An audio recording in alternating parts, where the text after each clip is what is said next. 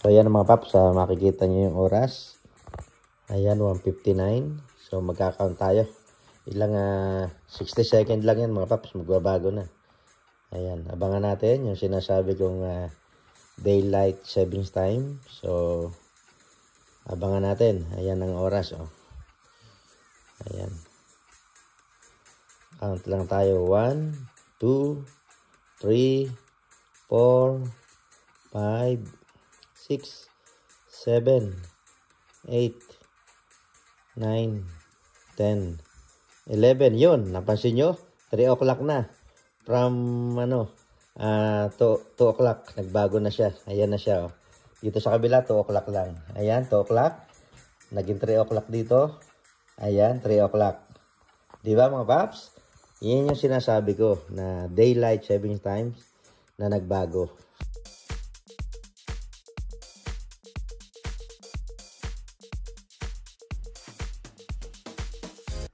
So yan, good morning, good afternoon, good evening all over the world mga paps. So this time is nagawa tayo ng video. So time check is 1:50 AM. So magkakaroon tayo ng video tungkol sa daylight savings time. So itong daylight savings time ay sinimulan daw nung 1901 sa isang lugar sa Ontario. So ngayon papakita ko sa inyo yung pagpapalit ng oras. Papakita ko sa inyo na magpapalit yung oras automatically dito sa buong Canada.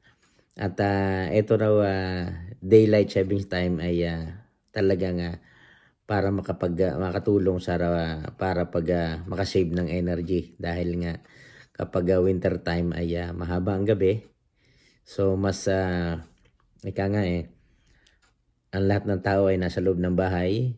So ngayon pagdating ng summer, ipo-forward nila yung oras. Aabante ng isang oras. So papakita ko sa inyo, dahil pag ng summer naman ay mas mahaba yung araw.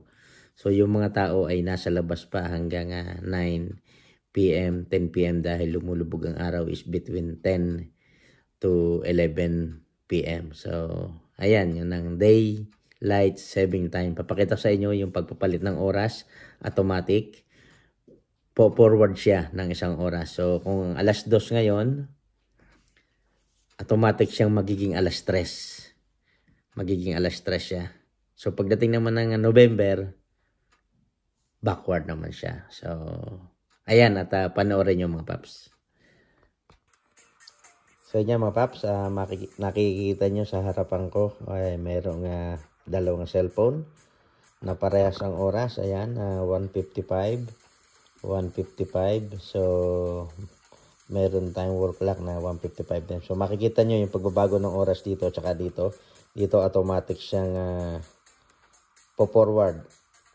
Ito ang maiiwan. Kasi hindi naman to automatic, baterya lang to. So ito yung magbabago ang oras. Makikita nyo mamaya mga paps.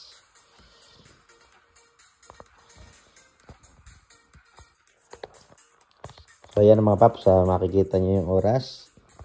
Ayan, 1:59. So magka-count tayo.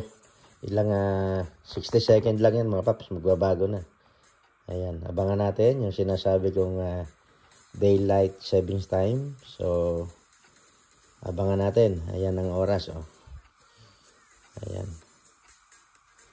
Count lang tayo. 1, 2, 3, 4, 5, 6, 7, 8, 9, 10, 11. Yun, napansin nyo? 3 o'clock na. From 2 o'clock, nagbago na siya. Ayan na siya. Oh. Dito sa kabila, 2 o'clock lang. Ayan, 2 o'clock. Naging 3 o'clock dito. Ayan, 3 o'clock. Diba mga paps? Yan yung sinasabi ko na daylight saving times na nagbago. So yan mga paps, at nakita nyo naman yung sinasabi kong daylight saving time. Yung pagbabago ng oras from dito sa cellphone, automatic siya nagpalit from 2 AM to 3 AM. At doon naman sa wall clock, at hindi siya nagbago kasi di baterya siya. So, yun yung daylight savings time dito sa Canada. At sabi ko nga ay nag-start yung ganitong pagbabago ng oras noong 1901 sa isang lugar sa Ontario. At yun lang, sa mga hindi nakakaalam, ngayon ay alam nyo na. So, yan, hanggang dito lang. At talagang pinagpuyatan ito ni Papa. 3 a.m. na, gising pa. So, yan lang. Thank you very much for watching and I love you all. Bye-bye!